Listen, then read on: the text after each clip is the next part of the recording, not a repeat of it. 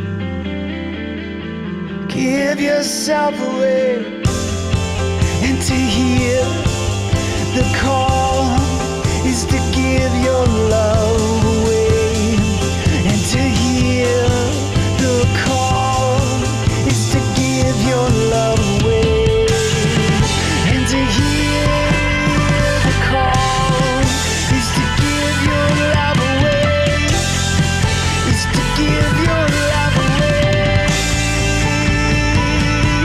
We're not safe, but we will rise.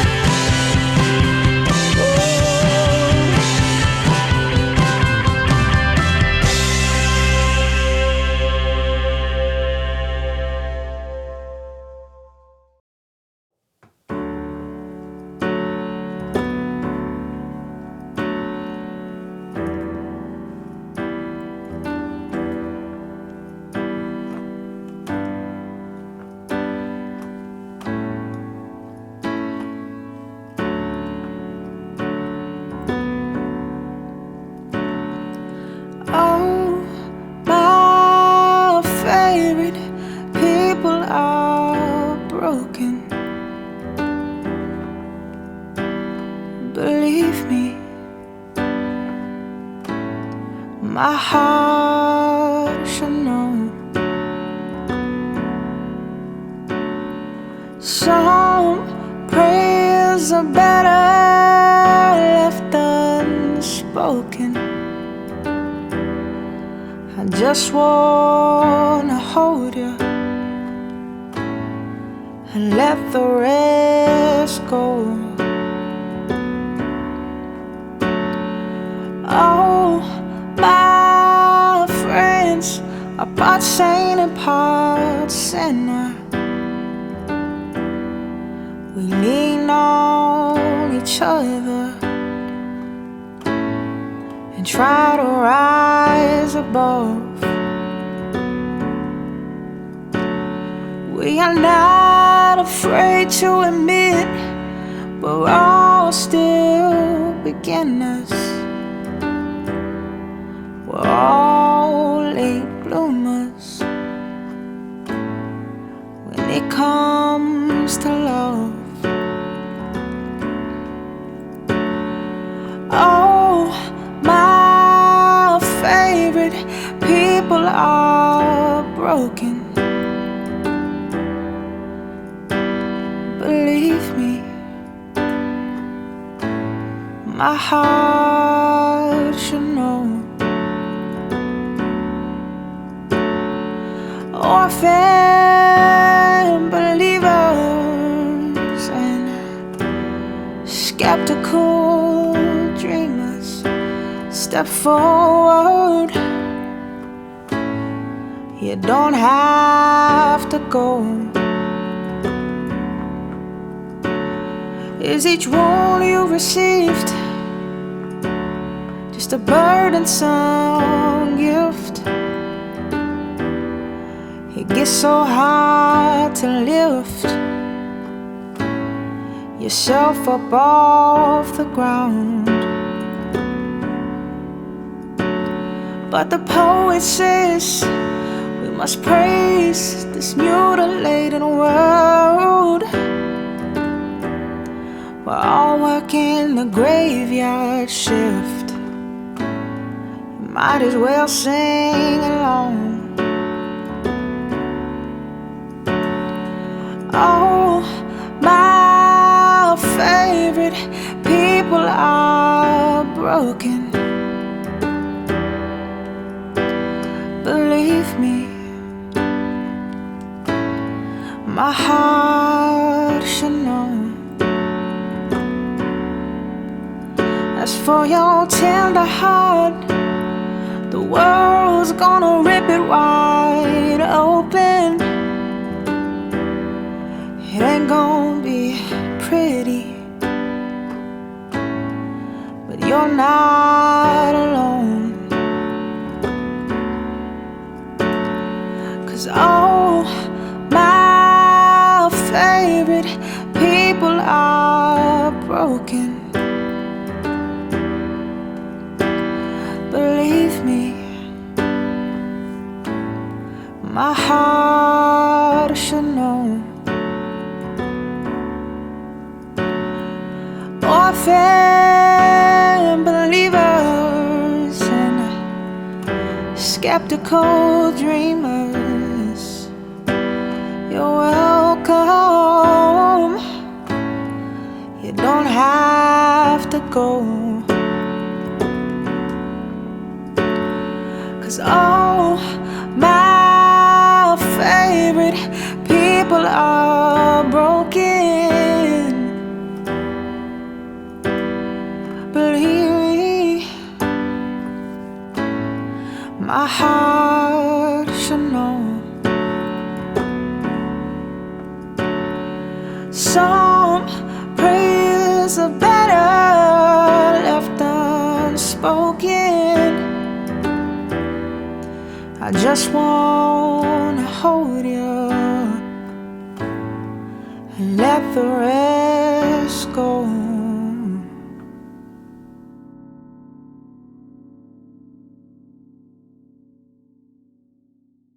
Hey, Crosspointe. I wanted to share a couple announcements with you today. Easter is coming, and obviously that's an important time in our community. If you'll be joining us online, we'll be premiering our Easter service at 10 a.m. Eastern Time, Easter Sunday morning, as we do every week on YouTube and Facebook. And then it will be available on demand anytime after that. If you're local to the Triangle area of North Carolina, or simply want to travel to join us in person here in Cary that day, we'll be gathering on our campus with two identical Easter services Sunday morning, one at 9 a.m. and the other at 11 a.m. Now, as we do each Easter, we ask that if you plan on joining us in person, that you register for tickets online and let us know which service you'll be attending. As always, tickets are free, but they're just a simple way we can all partner together to help us make sure we spread out the larger attendance that day and do our best to make sure everyone who wants to have a seat can have one. So all you have to do is go to crosspoint.org/Easter. It's going to take you less than a minute to register for those tickets. Now, this is spelled out on the registration page, but just to be clear, you only have to select tickets for yourself and any additional people that may be joining you in the auditorium. As we do each Sunday, we'll still have great separate programming for any preschoolers as well as our elementary and middle school age students on Easter. So if you have kids that will be participating in those programs, you do not need to register tickets for them. Again, only for those of you who will be in the auditorium with us that Sunday morning. So again, we look forward to celebrating Easter with you, and you can register for those tickets and get any other information you may need at crosspoint.org/Easter. So feel free to hit the pause button now if that's helpful so that you don't forget later on and just knock it out. Now, another thing we're doing this month is holding a special food drive with one of our local nonprofit partners, Dorcas Ministries.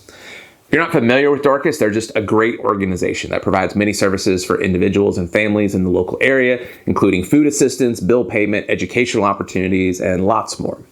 This month, we're trying to help them fill their pantry. So each week in March, we're collecting different items. This upcoming week, for Sunday, March 24th, we're collecting personal hygiene items, things like deodorant, toothpaste, feminine products, bar soap, shampoo, etc. You can bring those with you on Sunday morning, and there'll be a large collection box there for you to drop them in.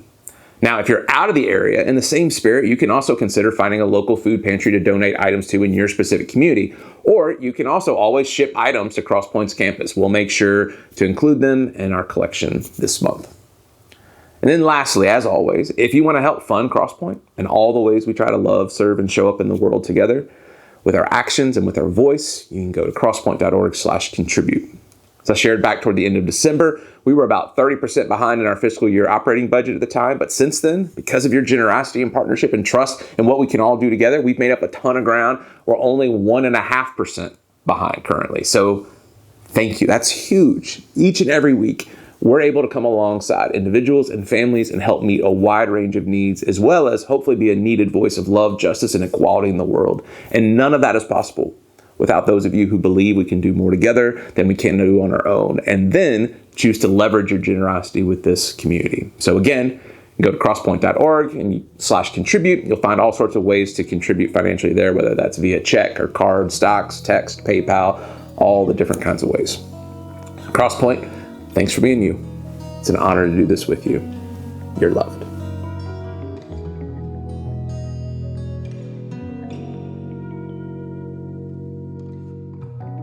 This time of year, Christians like to talk about resurrection. It's kind of a central theme. And in a few weeks, we're going to remember the death and resurrection of Jesus. But today, I want to talk about a different resurrection. The narrative is found only in the Gospel of John, the book's about Jesus, and it's in John chapter 11, and it's verses 1 through 45. So it's a long passage, so sit in and read along or just listen. Now a certain man was ill, Lazarus of Bethany, the village of Mary and her sister Martha. Mary was the one who anointed the Lord with perfume and wiped his feet with her hair. Her brother Lazarus was ill. So the sisters sent a message to Jesus, "Lord, he whom you love is ill." But when Jesus heard it, he said, "This illness does not lead to death. Rather, it's for God's glory, so that the Son of God may be glorified through it." And accordingly, though Jesus loved Martha and her sister and Lazarus, after having heard that Lazarus was ill, he stayed 2 days longer in the place where he was. Then, after this, he said to the disciples, "Let us go to Judea again." And the disciples said to him, "Rabbi, the Jews were just now trying to stone you, and you're going there again?" And Jesus answered, "Are there not 12 hours of daylight? Those who walk during the day do not stumble because they see the light of this world. But those who walk at night stumble because the light is not in them." And after saying this, he told them, "Our friend Lazarus has fallen asleep, but I'm going there to awaken him." And the disciples said, "Lord, if he's fallen asleep, he'll be all right." And Jesus, however, had been speaking about his death, but they thought that he was referring merely to sleep. And then Jesus told them plainly, "Lazarus is dead. For their sake, I'm glad I was not there, so that you might believe. But let us go to him." Thomas, who was called the twin, said to his fellow disciples, "Let us also go, that we may die with him." When Jesus arrived, he found that Lazarus had already been in the tomb 4 days. Now Bethany was near Jerusalem, some 2 miles away, and many of the Jews had come to Martha and Mary to console them about their brother. When Martha heard that Jesus was coming, she went and met him, while Mary stayed at home. Martha said to Jesus, "Lord, if you had been here, my brother would not have died. But even now I know that God will give you whatever you ask of him." And Jesus said to her, "Your brother will rise again." And Martha said to him, "I know that he will rise again in the resurrection on the last day." And Jesus said to her, "I am the resurrection and the life. Those who believe in me, even though they die, will live. And everyone who lives and believes in me will never die. Do you believe this?" And she said to him, "Yes, Lord, I believe that you are the Messiah, the Son of God, the one coming into the world." When she had said this, she went back and called her sister Mary and told her privately, "The teacher is here calling for you." And when she heard it, she got up quickly and went to him. And now Jesus had not yet come to the village, was still at the place where Martha had met him. The Jews who were with her in the house consoling her saw Mary get up quickly and go out. And they followed her because they thought she was going to the tomb to weep there. When Mary came, she saw where Jesus was and saw him. She knelt down at his feet and said to him, "Lord, if you had been here, my brother would not have died." When Jesus saw her weeping, and the Jews who came with her also weeping, he was greatly disturbed in spirit and deeply moved. And he said, "Where have you laid him?" And they said to him, "Lord, come and see." And Jesus began to weep. So the Jews said, "See how he loved him." But some of them said, "Could not he who opened the eyes of the blind man have kept this man from dying?" Then Jesus, again, greatly disturbed, came to the tomb. It was a cave, and a stone was lying against it. And Jesus said, "Take away the stone." And Martha, the sister of the dead man, said to him, "Lord, already there is a stench because he has been dead 4 days." So Jesus said to her, "Did I not tell you that if you believed, you would see the glory of God?" So they took away the stone. And Jesus looked upward and said, "Father, I thank you for having heard me. I knew that you always heard me, but I have said this for the sake of the crowd standing here, so that they may believe that you sent me." When he said this, he cried with a loud voice, "Lazarus, come out." And the dead man came out, his hands and feet bound with strips of cloth, and his face wrapped in a cloth. And Jesus said to them, "Unbind him and let him go." Many of the Jews, therefore, who had come with Mary and had seen what Jesus did, believed in him, but some of them went to the Pharisees and told them what Jesus had done. So what does resurrection look like anyway? And although none of us have experienced it, we can probably imagine it. Because we're coming up on Easter, the standard images may fill our imagination. A rolled away stone, an empty tomb, Jesus dressed in white, speaking to his friends, his followers, surrounded by Easter lilies and colored eggs and baby chicks. I might be getting my stories a little mixed up. But aside from the resurrection of Easter, if I were to ask you what does resurrection look like, what does an ordinary, everyday, run-of-the-mill Wednesday afternoon resurrection look like? Jesus and his disciples were a good ways from their friends, Mary, Martha, and Lazarus, when the message came that the one whom he loved was ill. The history and the depth of their relationship was such that the mention of a name wasn't even necessary. The one whom you love was enough. But even knowing that one of his dearest friends was severely ill and that his sisters were concerned enough about him to send him a message was not enough to move Jesus to change course or to travel faster. It seems Jesus felt there was more at stake, and the thought of death didn't scare him. It also seems like Jesus knew his friend was going to die, or at least that it was a possibility, because 2 days later, Jesus told his disciples that Lazarus had fallen asleep. And now, sleeping and waking were commonly used at that time as metaphors for life and death. But the disciples, who wouldn't know a metaphor if it hit them in the face, started celebrating because everybody knows sleep is good for the sick. So Lazarus must be on the mend, which then led Jesus to do something he rarely did, explain something clearly and plainly. Lazarus was dead. By the time Jesus and the disciples arrived at their friend's house, there was a crowd. And the author wanted us to understand the risk Jesus was taking going to his friend's house because of how close it was to Jerusalem. We're told it was 2 miles away, so no more than like a 20 or 30-minute walk, depending on how fast you're walking. The city harbored the religious leaders who desperately wanted to reason to kill and arrest Jesus, probably not in that order, arrest and kill him. But many of the Jerusalem city folk had come to the house with casseroles and sympathy flowers. They were comforting the grieving. They were participating in traditional mourning rituals. Word could have easily gotten out that Jesus was there. And in fact, we're told that after the miracle, some of them just couldn't help but spill the tea, and they went back to the city and reported just that. I'm sure it wasn't a surprise for Jesus. And for him, as for many of us, caring for those he loved was worth the risk and worth the cost. And as was the case with all of us, each sister handled their grief and Jesus' arrival in their own way. Martha didn't even wait for Jesus to get close to the house. She met him in the cul-de-sac. She confronted him with the hard questions, and she got a theology lesson in the driveway.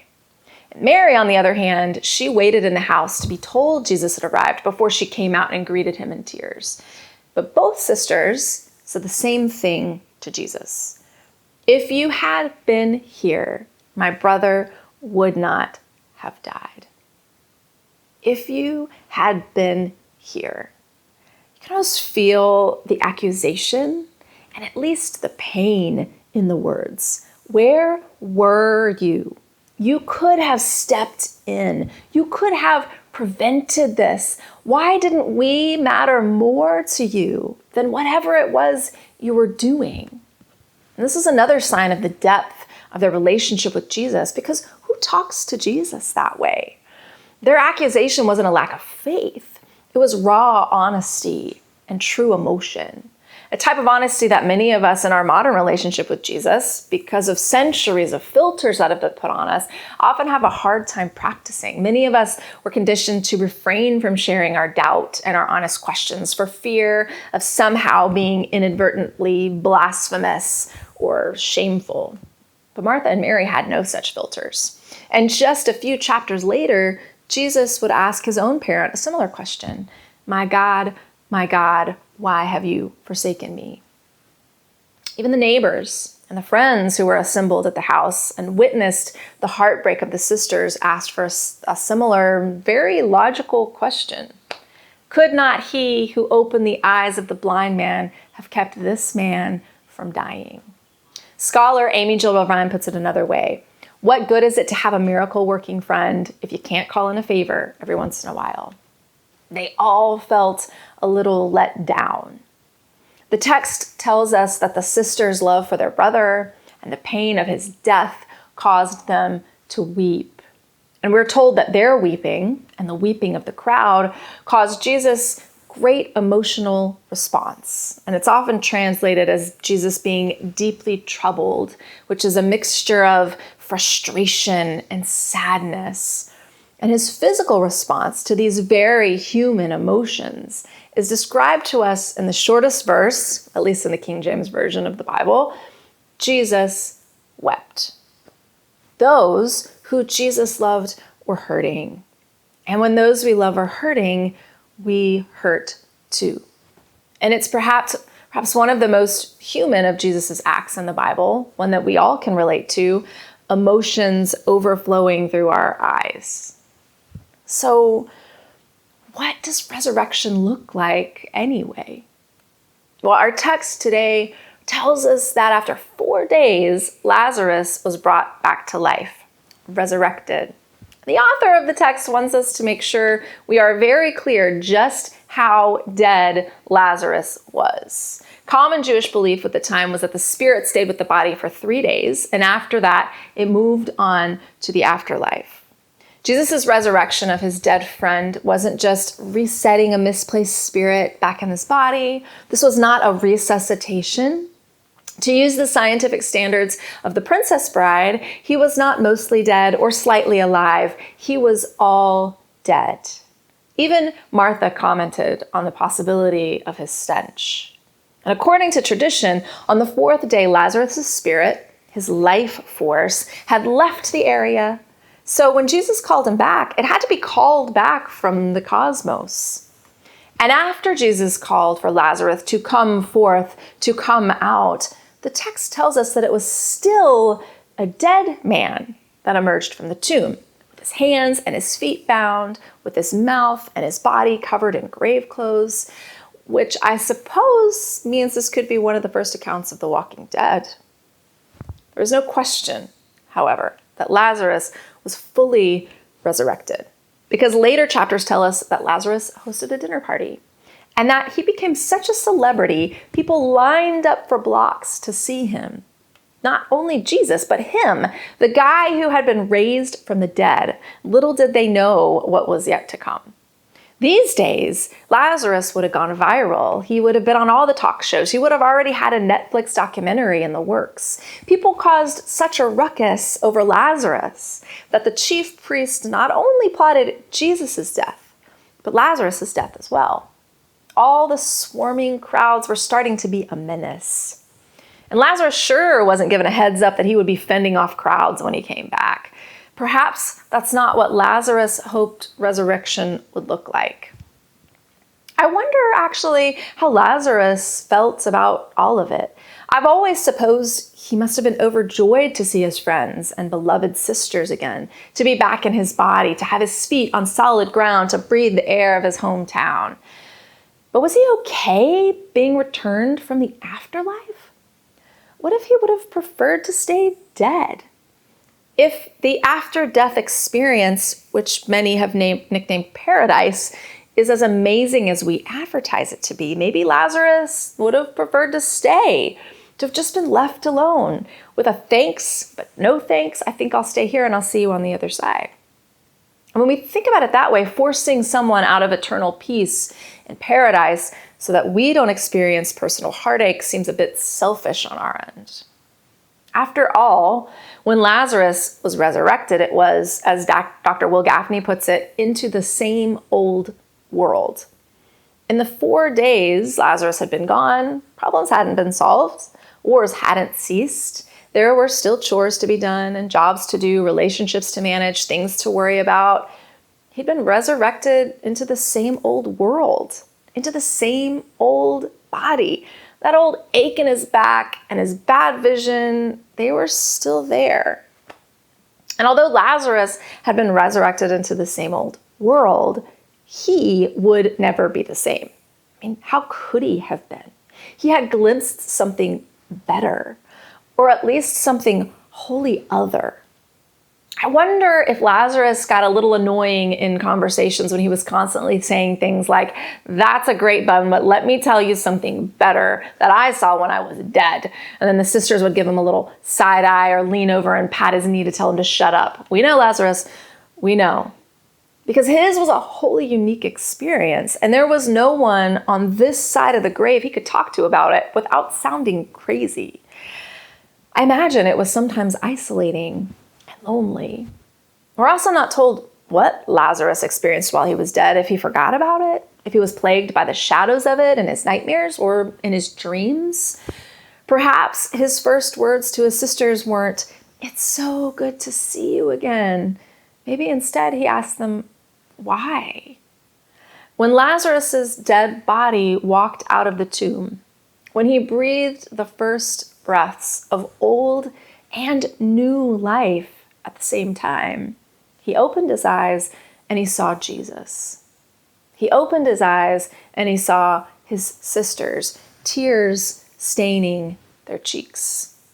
So maybe regardless of how he felt about being resurrected, I'm sure it did not take long for him to realize that it was love that had brought him back. And maybe that made leaving paradise a little better. Maybe it was a little taste of it on earth. Now, if I'm honest, most of the time I'm not thinking about God.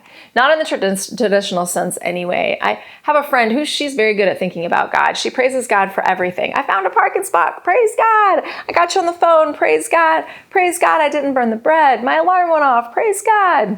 It's a nice practice, but if I'm even more honest, and I would never tell her this, it's a bit annoying sometimes. And I can't tell if it's because it's repetitive or because her habit of praise makes me feel guilty. Either way, it's really more of a me problem than it is a her problem. Because my relationship with God has always been a bit more abstract. And although I I don't go about my day verbally recognizing the divine all the time. Maybe in a particularly good moment, inspired by the laughter of my children, the blossoms of spring, or the colors of a sunset, I might be awed into remembering the origin of that goodness. I might be reminded that I am always in the presence of the divine, and that those aha moments are just gifts of momentary clearer sightlines. But most of the time, I just take the common miraculous for granted. It's not something I'm proud to admit. I have a master's degree in divinity, for goodness sake. You would think I'd recognize it. However, I am quick to look for God in my moments of pain and sadness and fear or loss, when I find myself like the sister saying, if you had only been there. Those are the times that I want a tangible interventionist God. That's when I start looking for one. I want my miracle working friend to step in and resurrect me into something new and better and right. Now, I don't think it's an overstatement to say that none of us will experience what the sisters did, a bodily resurrection of a loved one.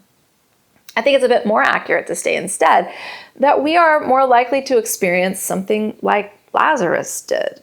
That is a resurrection of sorts, not bodily, of course, but metaphorically. Unlike Lazarus, resurrection is for us, I think, a choice. Like Lazarus, every day we must decide what to do when we find ourselves waking up, being resurrected into our same old bodies and our same old world. Because it's not likely the world around us will be changed, but it's us who must choose to be.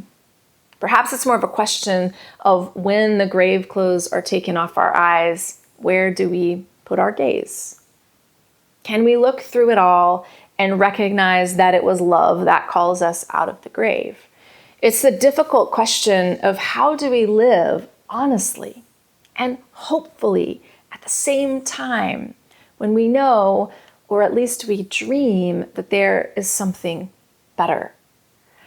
I listened to an episode of On Being podcast this week, and the host, Krista Tippett, interviewed musician Nick Cave, who has experienced deep personal loss in his life, as well as personal resurrection of sorts. He shared something that stuck with me. He said, "There's no problem of evil. There is only the problem of good." And the biblical writer Paul sums up this kind of similar idea in his letter to the Romans when he says, "Do not overcome evil, but overcome evil with good." And I don't mean this in a toxic positivity or a grin and bear it sort of way, or flippantly offer some sort of glib idea to those who are experiencing right now the unimaginable. For those of you that this is your reality, I simply offer Jesus weeps, period. Jesus weeps, and when Lazarus awoke, he wasn't alone. Rather, this resurrection that I'm talking about is living with the tension of both honesty and hope. It's the awareness that we have been resurrected into what is likely more of a relay race and not a marathon. We're likely just being handed the baton in the middle of the race and not being tasked with completing it. However we might define evil. Let's say we mean the horrible things that others do to one another in the earth, or the inexplicable spectrum of pain within humanity. While there may be ends, it does not seem there will be an end to the pain and loss in our lifetimes, or our children's, or our great-grandchildren's. Some days we're resurrected and we open our eyes to beauty. Sometimes we open our eyes to total and complete crap. But we are continually being remade and resurrected. And the hope of resurrection is that love offers us the opportunity to do something with the good, to shift our gaze. It's the hope that Jesus was resurrected on the third day and Lazarus on the fourth, so we can envision the fifth and the sixth and the seventh. There is no problem of evil. There is only a problem of what to do with the good. And in the midst of everything, the world has the audacity to continue to be beautiful and continue to be good in times of deep suffering. What does choosing resurrection look like for you, for me? How do we interact with one another? How do we treat ourselves? How do we treat strangers or those we don't like or understand? What does it look like when we accept the responsibility of the problem of good rather than the problem of evil? When we know that the call is for us to change, not the things and the people around us. What does resurrection look like when we know that we are resurrected by and into love? When we're resurrected, where do we point our gaze? Perhaps recognizing that we are resurrected by and into love can lessen the sting. Those are the types of stories that inspire us, that keep us going. Perhaps pointing our gaze in that direction can help bring a piece or a taste of paradise back on earth. Perhaps that's what Lazarus felt his new mission was. Perhaps when we see it, we can offer it to others. So what does our resurrection look like? Where will we point our gaze? Thanks.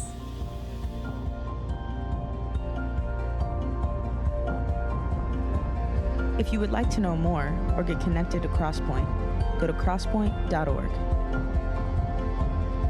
If you're in need of care or assistance, go to crosspointe.org/care. And welcome home.